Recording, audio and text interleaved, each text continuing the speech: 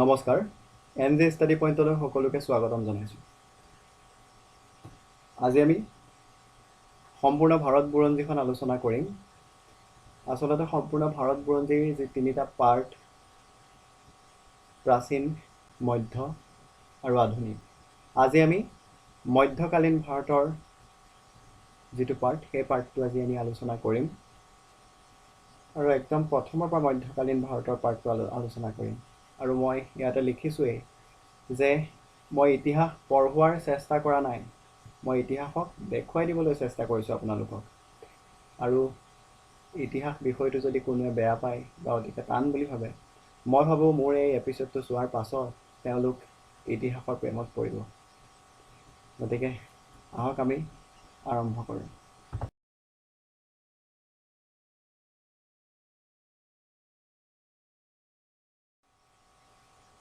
মধ্যকালীন ভাৰত বুৰঞ্জী আমি এই পিৰিয়ডটোৱে আৰম্ভ কৰিম।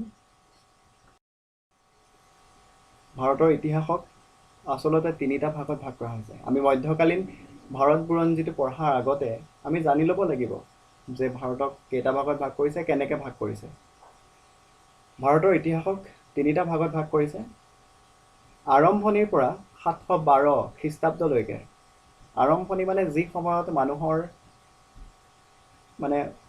সম্ভেদ পোৱা গৈছিলে, সেই সময়ৰ পৰা, জুইৰ আৱিষ্কাৰৰ পৰা বা চকাৰ আৱিষ্কাৰৰ সেই সময়ৰ পৰা, আমি যি সময়ত মানুহে জন্তুৰ নিচিনাকৈ আছিলে, যি সময়ত উলংগভাৱে আছিলে, সেই সময়ৰ পৰা 712 খ্ৰীষ্টাব্দলৈকে প্ৰাচীন ইতিহাস, 712ৰ পৰা 1707লৈকে মধ্যকালীন ইতিহাস, 1707ৰ পৰা বৰ্তমান সময়লৈকে আধুনিক ইতিহাস।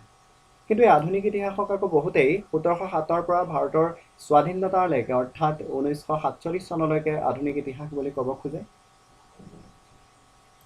আৰু এইখিনিতে কওঁ যে ভাৰতৰ এজন অতিকে জনা শুনা লোক, তেওঁ আছিলে জেমছ মিল।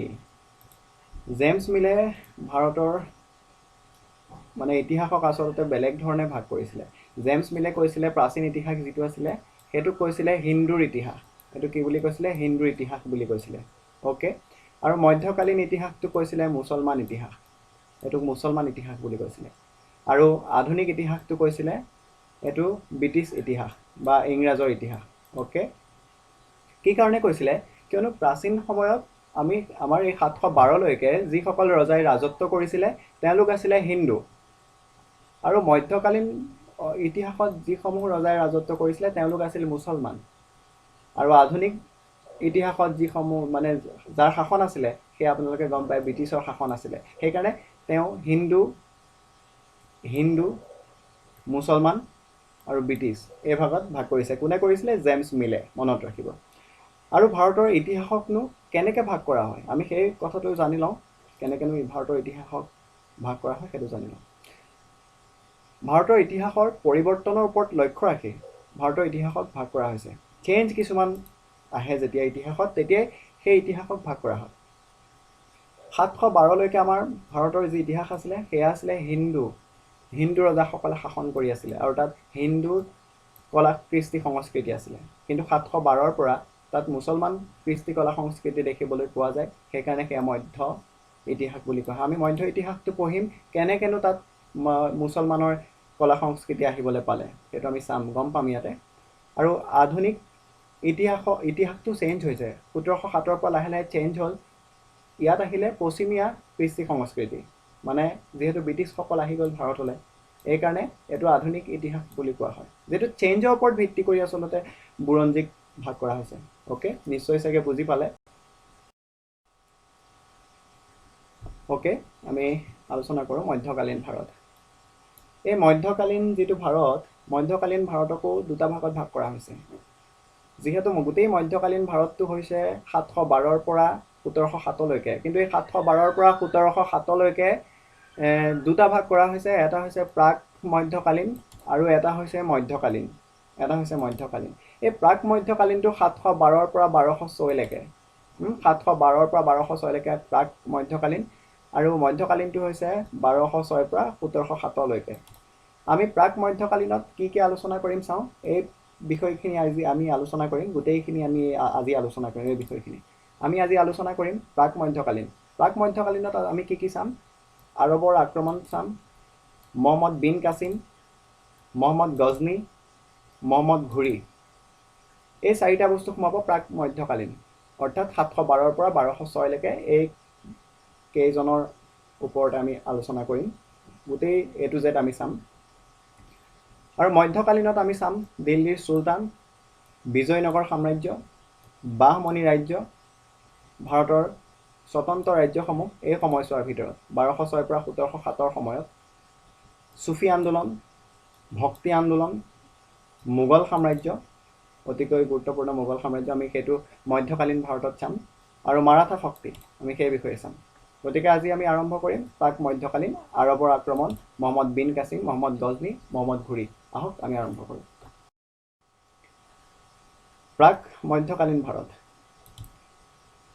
এই প্ৰাক মধ্যকালীন ভাৰতত যিটো সময় আছিলে, সেই সময়ত আমাৰ ভাৰতখনক আক্ৰমণ কৰিছিলে। আচলতে ভাৰতক সেই সময়ত আক্ৰমণ হয়, বহুত আগৰ পৰা আক্ৰমণ কৰিছে। আলেকজেণ্ডাৰে আক্ৰমণ কৰিছে, গতিকে বহু কেইজনে আক্ৰমণ কৰিছিলে। তাৰ ভিতৰত এই মহম্মদ বিন কাছিম যি আক্ৰমণ চলিছিলে।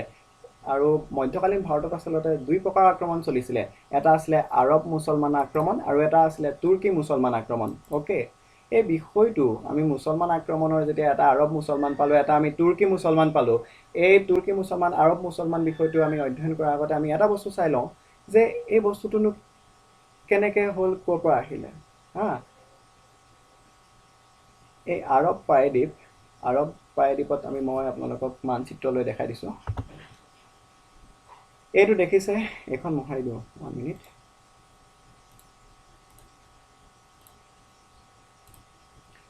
আৰব মুছলমানসকল আছিলে ইয়াত।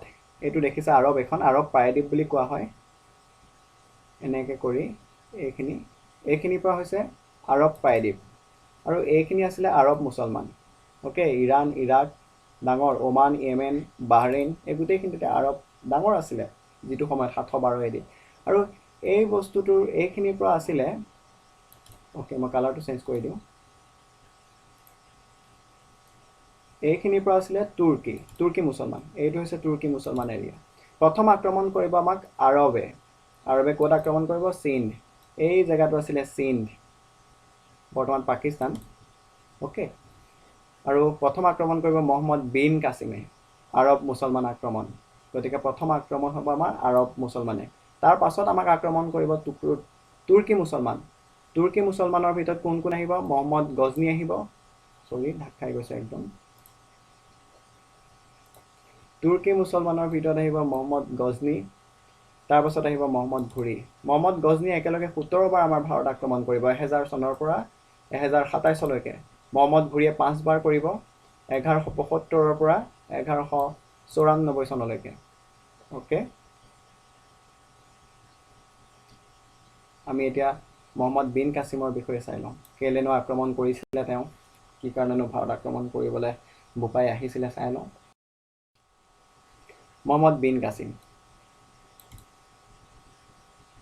712 খ্ৰীষ্টাব্দত ভাৰতত প্ৰথম সফল মুছলমান আক্ৰমণ হৈছিল। এইটো নহয় যে প্ৰথম মহম্মদ বিন কাছিমে আক্ৰমণ কৰিছিলে। মহম্মদ বিন কাছিমৰ আগতেও আক্ৰমণ কৰিছিলে, কিন্তু যিটো 712ত মহম্মদ বিন কাছিমে আক্ৰমণ কৰিছিলে এইটো সফল হৈছিলে। তেওঁ সফল হৈছিলে, পৰাস্ত কৰিছিলে। কাক পৰাস্ত কৰিছিলে আমি সেই বিষয়ে চাম। তেওঁ সিন্ধৰ ৰজা দাহিৰৰ লগত ৰোৱাৰ যুদ্ধ কৰিছিলে। কাৰ লগত যুদ্ধ কৰিছিলে? 712ত মহম্মদ বিন কাছিমে সিন্ধৰ ৰজা আছিলে, সিন্ধ ৰজা ৰেৱাৰ যুদ্ধ দাহিৰৰ লগত কৰিছিলে। সেই সময়ত সিন্ধৰ ৰজা আছিলে ৰজা দাহিৰ। অ'কে, এই আক্ৰমণ যে কৰিছিলে, আক্ৰমণৰনো কাৰণ কি আছিলে? মহম্মদ বিন কাছিমে কি কাৰণেনো আমাৰ ভাৰত আক্ৰমণ কৰিবলৈ আহিছিলে? তাৰ মূল কাৰণ হৈছিলে ধন সম্পত্তি লুট কৰি নিয়া। দ্বিতীয় কাৰণ হৈছিলে ইছলাম ধৰ্মটো প্ৰসাৰ কৰা। এই দুটা কাৰণ আছিলে, তেওঁলোকৰ মনত পুহি ৰাখিছিলে এইকেইটা। আৰু কিন্তু তাৎক্ষণিকভাৱে আক্ৰমণ কৰাৰ কাৰণটো হৈছিলে ইৰাকৰ খালিফা আল হাজাজৰ এখন সামুদ্ৰিক জাহাজ লুট কৰিছিলে। এই লুট কৰাৰ কাৰণেই আমাৰ ভাৰতখন আক্ৰমণ কৰিছিল তাৎক্ষণিকভাৱে। আমি এতিয়া চাওঁ, মেপত মই দেখুৱাই দিওঁ কেনেকৈনো সামুদ্ৰিক জাহাজখন লুট কৰিছিলে, কি হৈছিলে তাৰ কেছটো। শ্ৰীলংকা দেখিছে এইখন, তেতিয়া চেলন বুলি কয় শ্ৰীলংকাক, এখন শ্ৰীলংকা। আৰু এইটো আছিলে আৰৱ প্ৰায়দ্বীপ, আৰু ইয়াতে শাসন চলিছিলে এনেকৈ কৰি এনেকৈ আছিলে আৰৱ প্ৰায়দ্বীপ, আৰবী মুছলমান ইয়াতে আছিলে। এইটো আৰবী।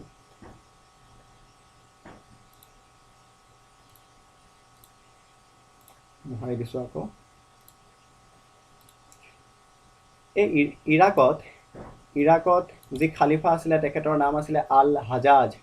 এই আল হাজাজে শ্ৰীলংকাৰ পৰা এখন ধন সোণ থকা জাহাজ, মানে তাৰ পৰা লৈ আহিছিলে শ্ৰীলংকাৰ পৰা এখন ধন সোণ থকা জাহাজ ইৰাকলৈ আনি আছিলে। তেখেতে অনা নাছিলে, তেখেতৰ জাহাজ আছিলে, বেলেগে আনি আছিলে। যেতিয়া জাহাজখন আহি আছিলে, এইটো সিন্ধ আছিলে, এই জেগাটো সিন্ধ আছিলে ইণ্ডিয়াৰ। এই জেগাত এইখিনিতে সিন্ধৰ ওচৰতে সেই জাহাজখন, যিখন জাহাজ আহিছিলে, সেই জাহাজখন সামুদ্ৰিক যি ডকাইত থাকে, সামুদ্ৰিক ডকাইতে গোটেই জাহাজখন ডকাইত কৰে। আৰু এই খবৰটো যেতিয়া ডকাইতৰ খবৰটো যেতিয়া আল হাজাজে পায়, আল হাজাজে তেতিয়া সিন্ধৰ ৰজা দাহিৰক কয় যে তোমালোকৰ চাহাব, আপোনালোকৰ ঠাইৰ ওচৰতে আমাৰ জাহাজখন লুট কৰিছে, গতিকে আপোনালোকে আমাক ক্ষতিপূৰণটো দি দিয়ক। কিন্তু ৰজা দাহিৰে কি কৰে, পোনচাতে নাকচ কৰে, নিদিওঁ, আমি ক্ষতিপূৰণ নিদিওঁ। আৰু সেই কাৰণেই তেখেতৰ ওপৰত খং উঠি আল হাজাজে মহম্মদ বিন কাছিমক পঠিয়াই সিন্ধ আক্ৰমণ কৰিবলৈ পঠিয়ায়। আৰু মহম্মদ বিন কাছিমে সেইকাৰণে সিন্ধ আক্ৰমণ কৰিছিলে। এইটোৱে হৈছে মেইন কাৰণটো। আৰু সিন্ধ আক্ৰমণ যেতিয়া কৰিছিলে, এইটো গেৰিলা যুদ্ধ বুলি কোৱা হয় আচলতে। মহম্মদ বিন কাছিমে গেৰিলাভাৱে আক্ৰমণ কৰিছিলে, মানে ৰাতি অকস্মাত কৰি দিয়ে, আৰু মানে অকস্মাত আক্ৰমণ কৰে। আৰু সেই যুদ্ধত ৰজা দাহিৰ হাৰিছিলে। আৰু তেতিয়া মহম্মদ বিন কাছিমে বহুতো মানে আপোনাৰ ধন সম্পত্তি বহুত লৈ গুচি গৈছিলে। আৰু 713 খ্ৰীষ্টাব্দত মুলতান আক্ৰমণ কৰিছিলে। কোনে কৰিছিলে? এই মহম্মদ বিন কাছিমে 713ত আকৌ মুলতান আক্ৰমণ কৰিলে। আৰু মুলতান আক্ৰমণ কৰি মুলতানত যেতিয়া জয়লাভ হ'ল, তেতিয়া মুলতানক মহম্মদ বিন কাছিমে স্বৰ্ণ নগৰী বুলি নাম দিছিলে। কি নাম দিছিলে? স্বৰ্ণ নগৰী।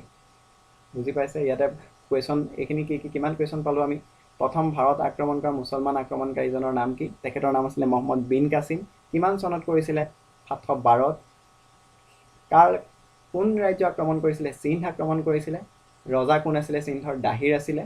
অ'কে, আমি এই গোটেই কাহিনীটো যে আক্ৰমণ কৰিলে 712ৰ যিটো আক্ৰমণ, সেই আক্ৰমণৰ বিষয়ে আমি ক'ত পাওঁ? সেই বিষয়ে আমি পাওঁ মহম্মদ বিন কাছিমৰে ভাৰত আক্ৰমণৰ বিষয়ে আমি চচনামা বুলি এখন কিতাপত পাওঁ। চচনামা। এই চচনামাখন আচলতে যোনে লিখিছিলে, যিজনে প্ৰকৃত ৰাইটাৰ, তেখেতে নিজৰ নামটো লিখিবলৈ পাহৰি থাকিলে। বৰ আচৰিত কথা, তেখেতে নিজৰ নামটোকে লিখিবলৈ পাহৰিলে। আৰু এই কিতাপখন পিছত লিখিছিলে আলী আহমদ নামৰ এজনে। গতিকে চচনামাৰ ৰাইটাৰ আলী আহমদ বুলিয়ে ধৰা হয়। বুজি পাইছে নিশ্চয়? অ'কে, এই 712ৰ যিটো আক্ৰমণ হৈছিলে, এই 712 আক্ৰমণটোৰ প্ৰভাৱ কি আছিলে, আমি সেই বিষয়ে চাওঁ। প্ৰভাৱ আছিলে কি? সেই আক্ৰমণৰ কাৰণে ভাৰতত ইছলাম ধৰ্মৰ প্ৰভাৱ পৰিছিল। ভাৰতত আৰৱ সংস্কৃতিৰ প্ৰভাৱ পৰিছিল। আপোনালোকে গম পায়, যেতিয়া এখন দেশৰ লগত বা এখন ৰাজ্যৰ লগত এখন ৰাজ্যৰ যুদ্ধ হয়, তেতিয়া কি হয়, তেওঁলোকৰ সংস্কৃতি হওক, কলা কৃষ্টি হওক, সেইবোৰ আদান প্ৰদান হৈ যায়। গতিকে ভাৰতত যিহেতু আক্ৰমণ কৰিছিল, গতিকে আৰৱৰ সংস্কৃতিৰ প্ৰভাৱ পৰিছিলে। আৰু ভাৰতত উট পালনৰ প্ৰথা আৰম্ভ হৈছিলে। উট পালন কৰিছিলে। তেতিয়ালৈকে আমাৰ ভাৰতত উট ব্যৱহাৰ কৰিছিলে, কিন্তু পালন কৰা নাছিলে। কিয়নো আৰৱখন এখন মৰুভূমিৰ ঠাই, আপোনালোকে গম পায়। গতিকে সেই মৰুভূমিৰ ঠাইত উট যিহেতু তেওঁলোকে অতিকে বেছি ব্যৱহাৰ কৰে, তেওঁলোকে উট পুহিছিলে। আৰু সেই তাৰ পৰা আমাৰ ভাৰতেও শিকিছিলে উট ব্যৱহাৰ কৰিবলৈ। অ'কে, আৰু খেজুৰ খেতি আৰম্ভ হৈছিলে ভাৰতত। লগতে হৈছিলে দিৰহাম নামৰ মুদ্ৰাৰ প্ৰচলন হৈছিল ভাৰতত। এইবোৰ চব লাহে লাহে হ'ব, একেদিনাই নহয়, প্ৰভাৱ হ'ব, লাহে লাহে চব হৈ গৈ থাকিব। এইটো আৰম্ভণি, ফিতা কাটিছে 712 খ্ৰীষ্টাব্দ আক্ৰমণে এইবিলাকৰ। জাজিয়া নামৰ কৰৰ প্ৰচলন হৈছিল। আৰু জাজিয়া কৰটো প্ৰথম কোনে প্ৰচলন কৰিছিলে? মহম্মদ বিন কাছিমে প্ৰচলন কৰিছিলে। পিছত আলোচনা আমি ভালকৈ কৰিম, জাজিয়া কৰ কি। কুতুবুদ্দিন আইবাক আছিলে জাজিয়া কৰ প্ৰথম লগাইছিলে। আকবৰে জাজিয়া কৰটো উঠাই দিছিলে। এইটো আচলতে এটা গুড়া মুছলিম কৰ হয়। দশমিক প্ৰণালী, এই দশমিক প্ৰণালীটো আমাৰ ভাৰতৰ পৰা কিন্তু আৰৱলৈ লৈ গৈছিলে দশমিক প্ৰণালীটো আৰৱলৈ নিছিলে আমাৰ ভাৰতৰ পৰা নিছিলে আৰু আমি তেওঁলোকৰ পৰা এটা শব্দ শিকিছিলোঁ সেইটো হৈছে মৌচুমী শব্দটো আৰৱৰ পৰা আমি লৈছিলোঁ ওকে আৰু মানচিত্ৰৰ যিটো জ্ঞান সেই মানচিত্ৰৰ জ্ঞানটো আমি সেই আৰৱৰ পৰা পাইছিলোঁ ওকে আৰু এই যুদ্ধত বা সেই 712ৰ যি আক্ৰমণ আছিলে সংস্কৃতিৰ আদান প্ৰদান হৈছিলে সাহিত্যত কি প্ৰভাৱ পৰিছিলে আমি সেই বিষয়ে চাওঁ সেই সময়ত সাহিত্যত প্ৰভাৱ পৰিছিলে মানে কি ভাৰতীয় গ্ৰন্থসমূহ অনুবাদ হৈছিলে আৰবী ভাষালৈ বহুত গ্ৰন্থ সেই সময়তে হোৱা নাই দেই মই বাৰে বাৰে কৈ আছোঁ এইটো আৰম্ভণি ফিটা কাটিছে গ্ৰন্থসমূহ অনুবাদ হ'ব আৰবী ভাষালৈ কি গ্ৰন্থ অনুবাদ হ'ব চাওঁ আমি আৰ্যভট্টৰ সূৰ্য সিদ্ধান্ত চৰকৰ চৰক সংহিতা সুশ্ৰুত সংহিতা পঞ্চতন্ত্ৰ ব্ৰহ্ম সিদ্ধান্ত এইবোৰ আচলতে আৰবী ভাষালৈ ট্ৰেন্সলেট কৰা হয় মানে আৰম্ভণি হৈছে আৰু ট্ৰেন্সলেট হ'ব লাহে লাহে ওকে এয়া হৈছে সাহিত্যত প্ৰভাৱ তেখেতৰ আক্ৰমণ হৈ গ'ল আৰবৰ আক্ৰমণ তাৰ পাছত তুৰ্কীসকলে ভাৰতত আক্ৰমণ কৰিব তুৰ্কী মুছলমানে আক্ৰমণ কৰিব তুৰ্কী মুছলমানে যেতিয়া আক্ৰমণ কৰিব আমি সেই বিষয়ে চাওঁ 932 খ্ৰীষ্টাব্দত আলপ্তগিন নামৰ এজন তুৰ্কী চৰ্দাৰ গজনীৰ সাম্ৰাজ্য স্থাপন কৰিছিল ওকে আৰু 977 খ্ৰীষ্টাব্দত আলপ্তগিনৰ জোঁৱায়েকো আছিলে গোলামো আছিলে চবুক্তগিনে হিন্দু চাহী বংশৰ শাসক জয়পালক আক্ৰমণ কৰে আৰু চবুক্তগিনে প্ৰথম তুৰ্কী আক্ৰমণ প্ৰথম কৰিছিলে চবুক্তগিনে কিন্তু সেয়া অসফল হৈছিল 977 খ্ৰীষ্টাব্দত কৰিছিলে কিন্তু সফল হোৱা নাছিলে আমি চাই লওঁ মেপত যে গজনী সাম্ৰাজ্য ক'ত আছিলে আলপ্তগিনে ক'তনো তেওঁ সাম্ৰাজ্যখন গজনী সাম্ৰাজ্য প্ৰতিষ্ঠা কৰিছিলে আমি মেপত বুজি লওঁ গজনী বৰ্তমান আফগানিস্তানত এইখিনিতে আছিলে গজনী মই আপোনালোকক কৈছোঁৱেই এইখিনি এনেকৈ এইকণ আছিলে কি এনেকৈ আছিলে আৰব মুছলমান আৰু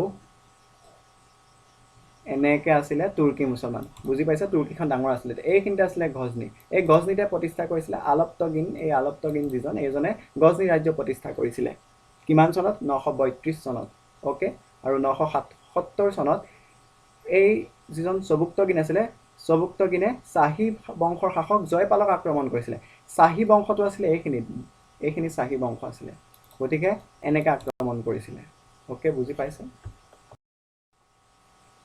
তাৰপিছত চাওঁ মহম্মদ গজনীৰ ভাৰত আক্ৰমণ চবুক্তগিনৰ পাছত ভাৰত আক্ৰমণ কৰিছিলে মহম্মদ গজনী অতিকে ইম্পৰ্টেণ্ট হয় এইজন এখেত অতিকে ইম্পৰ্টেণ্ট এওঁ 17 বাৰ ভাৰত আক্ৰমণ কৰিছিলে কিমান বাৰ কৰিছিলে 17 বাৰ ভাৰত আক্ৰমণ 998 খ্ৰীষ্টাব্দত চবুক্তগিনৰ পুতেক মহম্মদ গজনীৰ সম্বাদ হৈছিল এই মহম্মদ গজনী চবুক্তগিনৰ পুতেক আছিলে আৰু এখেতৰ যুদ্ধসমূহ আমি চাই লওঁ ভাৰত যেতিয়া আক্ৰমণ কৰিছিলে কেনেকৈ ক'ত আক্ৰমণ কৰিছিলে আমি সেইটো চাই লওঁ এখেতে 1000 খ্ৰীষ্টাব্দত হিন্দু চাহী ৰাজ্যৰ সীমাৱৰ্তী ৰাজ্য পেছোৱাৰ আক্ৰমণ কৰিছিলে ওকে বুজি পাইছে 1000 খ্ৰীষ্টাব্দত তেওঁ হিন্দু চাহী ৰাজ্যৰ সীমাৱৰ্তী ৰাজ্য পেছোৱাৰ আক্ৰমণ কৰিছিলে 1000 খ্ৰীষ্টাব্দত আক্ৰমণ কৰিছিলে ওকে তাৰপাছত 1001 খ্ৰীষ্টাব্দত আকৌ এখেতে 1001 খ্ৰীষ্টাব্দত হিন্দু চাহী ৰজা জয়পালক আক্ৰমণ কৰিছিল আৰু জয়পাল পৰাস্ত হৈছিলে এই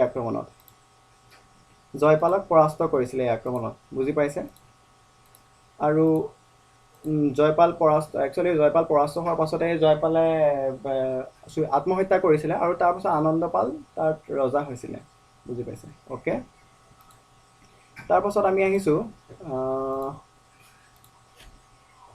আমি আহিছোঁ এই যিটো 1014ত আকৌ আক্ৰমণ কৰিছিলে থানেশ্বৰ আক্ৰমণ কৰিছিলে হাৰিয়ানাত আছে থানেশ্বৰ 1014ত আকৌ আক্ৰমণ কৰিছিলে আক্ৰমণ কৰি এইটো অতিকে ইম্পৰ্টেণ্ট হয় চন্দ্ৰচামিনী যিটো মন্দিৰ আছিলে সেই মন্দিৰটো লুট কৰি লৈ গৈছিলে কোনে লুট কৰিছিলে মহম্মদ গজনীয়ে আৰু লুটিবলৈকে আহে গোটেই ভাৰতখন লুটিবলৈ আহে যিমান আক্ৰমণ হৈছিলে লুটিবলৈ আহে কিয়নো তেওঁলোকে এইকাৰণে লুটিবলৈ আহে এই মহম্মদ গজনী বা তেওঁলোকে আচলতে কি কৰে তেওঁলোকে ভাবিছিলে যে মধ্য এছিয়ালৈ তেওঁলোকে সাম্ৰাজ্যখন বঢ়াই দিব এই সাম্ৰাজ্য বঢ়াবলৈ হ'লে তেওঁলোকক সৈন্য লাগিব বহুত এনেকৈ সৈন্য লাগিব বঢ়াবলৈ এই সৈন্যখিনি যেতিয়া লাগিব তেওঁলোকক বহুত টকা লাগিব গতিকে টকাবোৰ ক'ত পাব সেইকাৰণে তেওঁলোকে ভাৰতৰ পৰা লুট কৰি লৈ যায় নেক্সট 1018 চনত তেওঁলোকে আক্ৰমণ কৰিছিলে। এইটো অতিকে গুৰুত্বপূৰ্ণ 1018 চনৰ যিটো আক্ৰমণ, গংগা ক্ষেত্ৰ কনৌজ বা মথুৰাত তেওঁলোকে আক্ৰমণ কৰিছিলে। এয়া মই আপোনাক বুজাই দিছোঁ আপোনালোকক। এইখন ৰ'ব মোহাৰি দিওঁ, ভাৰত হোৱা নাই এইখন।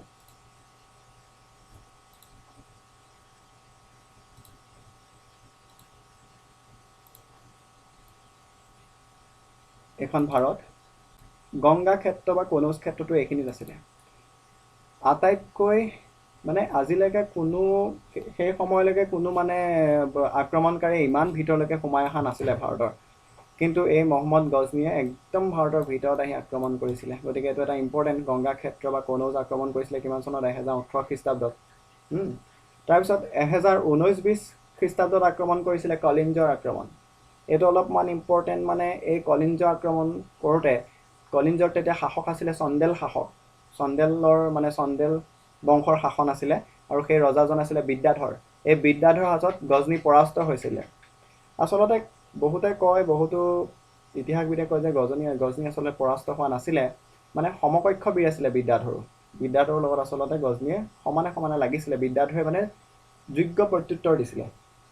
ইম্পৰ্টেণ্ট, মনত ৰাখিব কালিঞ্জৰ কিমান চনত আক্ৰমণ কৰিছিলে। আটাইতকৈ গুৰুত্বপূৰ্ণ যিটো আক্ৰমণ, সেই আক্ৰমণটো হৈছিলে 1025 খ্ৰীষ্টাব্দত। গুজৰাট আক্ৰমণ কৰিছিলে। গুজৰাটত সেই সময়ত বংশ আছিলে চালুক্য বংশ, আৰু ৰজা আছিলে ভীম প্ৰথম। ভীম প্ৰথমৰ লগত যুদ্ধ হৈছিলে, আৰু এই যুদ্ধত ভীম প্ৰথমক পৰাস্ত কৰি পেলাই সোমনাথ শিৱ মন্দিৰটো লুট কৰি লৈ গৈছিলে মহম্মদ গজনীয়ে। আপোনালোকে আচৰিত হ'ব শুনিলে। এই সোমনাথ শিৱ মন্দিৰৰ পৰা প্ৰায় 28,000 কেজি সোণ চুৰ লৈ গৈছিলে। চুৰ কৰা নাছিলে, লুট কৰি লৈ গৈছিলে। ডকাইত কৰিছিলে আচলতে। চুৰটো ৰাতি কৰে, গতিকে তেওঁলোকেতো মাৰি মেলি লৈ গৈছে, গতিকে এইটো ডকাইত কৰিছে। 28,000 কেজি সোণ আৰু প্ৰায় 48,000 কেজি ৰূপ লৈ গৈছিলে ইয়াৰ পৰা। আমাৰ ভাৰতখন বহুত ধনী আছিলে, সোণৰ কণী পাৰিছিলে গোটেই পৃথিৱীৰ কাৰণে। আৰু শেষৰটো যি আক্ৰমণ কৰিছিলে সেয়া কৰিছিলে 1027 খ্ৰীষ্টাব্দত। সেয়া আছিলে মুলতানৰ ওচৰৰ খক্খৰ জাতৰ বিৰুদ্ধে। এয়াই সেই আক্ৰমণটো আছিলে মহম্মদ গজনীৰ শেষৰ আক্ৰমণ। অ'কে, এইখিনি বুজি পালে। নেক্সট, মহম্মদ গজনীৰ অন্যান্য কিছুমান গুৰুত্বপূৰ্ণ তথ্য আমি চাওঁ। মহম্মদ গজনীৰ লগত আৰু 5গৰাকী ব্যক্তি আহিছিলে, খুব বৰেণ্য ব্যক্তি। তেওঁলোক হৈছে আল বেৰুনী, ফিৰদৌছী, উদ্ভী, ফাৰুকী আৰু চিস্তনী।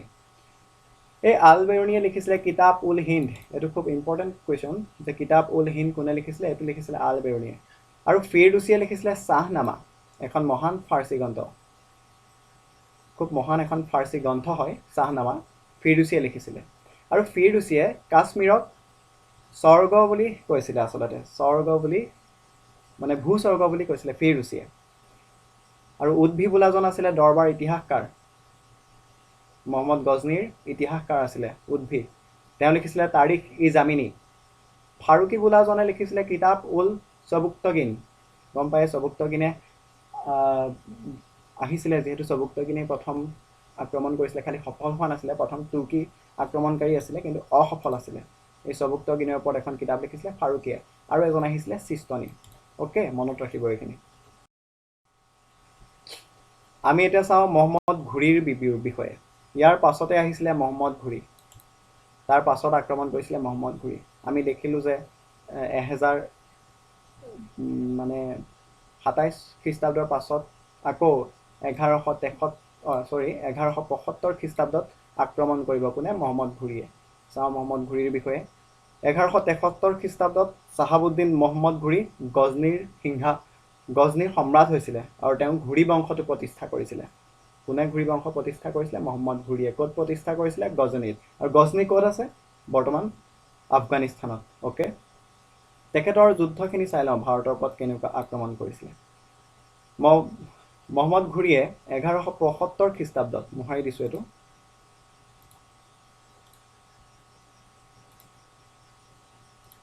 মহম্মদ ঘুৰিয়ে 1175 খ্ৰীষ্টাব্দত মুলতান আক্ৰমণ কৰিছিলে, আৰু মুলতান দখল কৰি লৈছিলে। আমি পাইছিলোঁ মুলতান ইয়াৰ আগতে কোনে আক্ৰমণ কৰিছিলে? মহম্মদ বিন কাছিমে মুলতান আক্ৰমণ কৰিছিলে। কিমানত? 713ত। 713ত মহম্মদ বিন কাছিমে মুলতান আক্ৰমণ কৰি মুলতানক নাম দিছিলে স্বৰ্ণনগৰী। সেই স্বৰ্ণনগৰীতে আকৌ মহম্মদ ঘুৰিয়ে আক্ৰমণ কৰিছিলে 1175 খ্ৰীষ্টাব্দত। 1178 খ্ৰীষ্টাব্দত অতিকে এটা গুৰুত্বপূৰ্ণ আক্ৰমণ গুজৰাট আক্ৰমণ কৰিছিলে। মাউণ্ট আবুৰ ওচৰত যুদ্ধ হৈছিলে। সেই সময়ত গুজৰাটৰ চালুক্য বংশ আছিলে আৰু ৰজা আছিলে ভীম দ্বিতীয়। এই ভীম দ্বিতীয়ই ঘুৰিক পৰাস্ত কৰিছিলে। এই ভীম প্ৰথমৰ লগত এজনৰ যুদ্ধ হৈছিলে, তেখেত আছিলে কোন? মহম্মদ গজনী। এই গুজৰাট আক্ৰমণ মহম্মদ গজনীয়েও কৰিছিলে, কিন্তু তেতিয়াও চালুক্য বংশই আছিলে।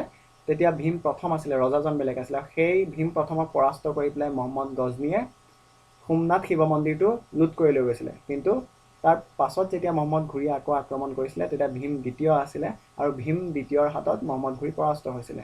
অ'কে, তাৰ পাছত 1191 চনত তৰাইনৰ প্ৰথম যুদ্ধ হৈছিল। তৰাইনৰ প্ৰথম যুদ্ধ কাৰ কাৰ মাজত হৈছিল? পৃথ্বীৰাজ চৌহান আৰু এই মহম্মদ ঘুৰিৰ মাজত। ইয়াত পৃথ্বীৰাজ চৌহানৰ জয় হৈছিল, মহম্মদ ঘুৰি পৰাস্ত হৈছিলে। তৰাইনৰ দ্বিতীয় যুদ্ধ আকৌ হৈছিলে 1192 চনত। এই যুদ্ধও পৃথ্বীৰাজ চৌহান আৰু মহম্মদ ঘুৰিৰ মাজত হৈছিলে। এই যুদ্ধত আকৌ পৃথ্বীৰাজ চৌহান পৰাজিত হৈছিল, আৰু এই পৰাজয়ৰ কাৰণেই ভাৰতৰ ইতিহাসটো অলপমান সলনি হ'ব। অ'কে, বহুত সলনি হৈ যাব এই পৰাজয়ৰ কাৰণে। আমি যিমান দেখিলোঁ যে ইয়াৰ আগত যিমান আহিছিলে, মহম্মদ গজনীয়ে হওক বা চবুক্তগিনেই হওক বা মহম্মদ বিন কাছিমেই হওক, সকলোখিনি আহিছিলে ভাৰতখন লুট কৰি নিবলৈ। কি কাৰণে আহিছিলে? ভাৰতখন লুট কৰি নিবলৈ, অকল ডকাইত কৰিবলৈ আহিছিলে। কিন্তু মহম্মদ ঘুৰিয়ে ডকাইতো কৰিবলৈ আহিছিলে, লগতে তেখেতৰ উদ্দেশ্য আছিলে বেলেগ। এখেতে ভাৰতত সাম্ৰাজ্য বিস্তাৰ কৰিবলৈ আহিছিলে, এখেতে ৰাজত্ব কৰিব এতিয়া ভাৰতত। এখেতৰ অলপমান উদ্দেশ্যটো বেলেগ আছিলে। তাৰ পাছত যেতিয়া পৃথ্বীৰাজ চৌহানক হত্যা কৰে, তাৰপাছত 1194 চনত গাৰোৱাল বংশৰ শাসক জয়চান্দৰ লগত মহম্মদ ঘুৰিৰ যুদ্ধ হয়, আৰু এই যুদ্ধখনক চন্দাৱৰ যুদ্ধ বুলি কয়। এই যুদ্ধত ঘুৰিৰ জয় হয়। এই জয়চান্দ আছিলে পৃথ্বীৰাজ চৌহানৰ শহুৰেক। আৰু এই বংশটো মনত ৰাখিব, সোধে বহুত কুৱেশ্যনত যে জয়চান্দ কোন বংশৰ আছিলে? জয়চান্দ আছিলে গাৰোৱাল বংশৰ।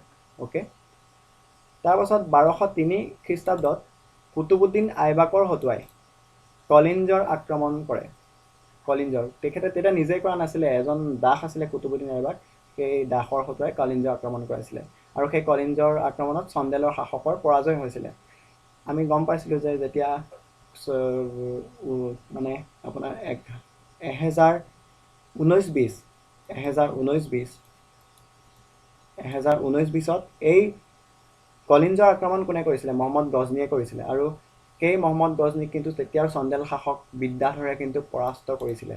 কিন্তু এই কুতুবুদ্দিন আইবাকৰ সময়ত চন্দেলৰ শাসকজনৰ পৰাজয় হৈছিল। আৰু 1206 খ্ৰীষ্টাব্দত মহম্মদ ঘুৰিক খক্খৰ স্বৰ্ডেৰে হত্যা কৰে। বুজি পাইছে? আৰু এই হত্যাৰ পাছতেই এই তেখেতৰ যি সাম্ৰাজ্য আছিলে মহম্মদ ঘুৰিৰ, এই সাম্ৰাজ্যবোৰ 4জন দাস বা গোলামৰ হাতত, গোলাম বা দাসে এই সাম্ৰাজ্যখিনি ভাগ কৰি লৈ লয়। চাই লওঁ কোন কেইজন আছিলে ইমান ইম্পৰ্টেণ্ট গোলাম। মহম্মদ ঘুৰিৰ অন্যতম 4জন গোলাম হৈছে কুতুবুদ্দিন আইবাক, ইলতুৎমিছ, কুৱাচা আৰু বখতিয়াৰ খিলজী। বখতিয়াৰ খিলজীটো চিনি পায়, ইখতিয়াৰুদ্দিন বখতিয়াৰ খিলজী। এখেতে বখতিয়াৰ খিলজীয়ে অসম আক্ৰমণ কৰিছিলে। কিমান চনত? অসম আক্ৰমণ কৰিছিলে 1206 চনত এইজনে অসম আক্ৰমণ কৰিছিলে, প্ৰথম মুছলমান অসম আক্ৰমণ। আৰু কুতুবুদ্দিন আইবাকে লৈছিলে লাহোৰ আৰু দিল্লী, ইলতুৎমিছে লৈছিলে গজনী, কুৱাচাই লৈছিলে চীন, বখতিয়াৰ খিলজীয়ে বংগ আৰু বিহাৰ লৈছিলে। যিহেতু অসমৰ পৰা বংগ আৰু বিহাৰ ওচৰ, সেইকাৰণে তেখেতে সাম্ৰাজ্য বিস্তাৰৰ কাৰণে অসম আক্ৰমণ কৰি দিছিলে। সেই বিষয়ে মই অসম বুৰঞ্জীত বুজাম। এতিয়া চাওক, এই বখতিয়াৰ খিলজীয়ে বহুত ডাঙৰ এটা কাম কৰি থৈ গৈছিলে। তেখেতে অতি বেয়া কাম এটা কৰিছিলে। এখেতে নালন্দা বিশ্ববিদ্যালয়, যিখন নালন্দা বিশ্ববিদ্যালয় আছিলে, সেই নালন্দা বিশ্ববিদ্যালয়খনে জ্বলাই দিছিলে। যি বিশ্ববিদ্যালয়ত বহুত জ্ঞান আছিলে, সেই নালন্দা বিশ্ববিদ্যালয় জ্বলাই দিছিলে। বহুত সাংঘাতিক বেয়া কাম কৰিছিলে। গতিকে আজিলৈ ইমানখিনিয়েই।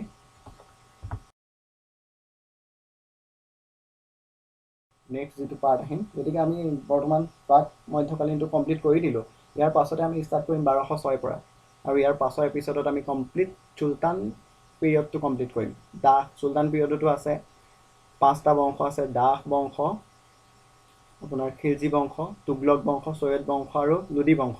আমি সেই বংশকেইটা এটা এটা বংশকে আমি প্ৰতিজন ৰুলাৰৰ বিষয়ে কমপ্লিটকৈ মানে শেষ কৰিম। যদিহে আপোনালোকে ভিডিঅ'টো চাই ভাল পাইছে তেতিয়াহ'লে ভিডিঅ'টো লাইক কৰি দিব, ছাবস্ক্ৰাইব কৰি দিব আৰু শ্বেয়াৰ কৰি দিব, লগৰ বন্ধু বান্ধৱীৰ মাজত শ্বেয়াৰ কৰি দিব। আৰু মোৰ মতেতো মই ভাবোঁ আপোনালোকে বুজি পাব লাগে ইণ্ডিয়ান হিষ্ট্ৰীটো। ধন্যবাদ।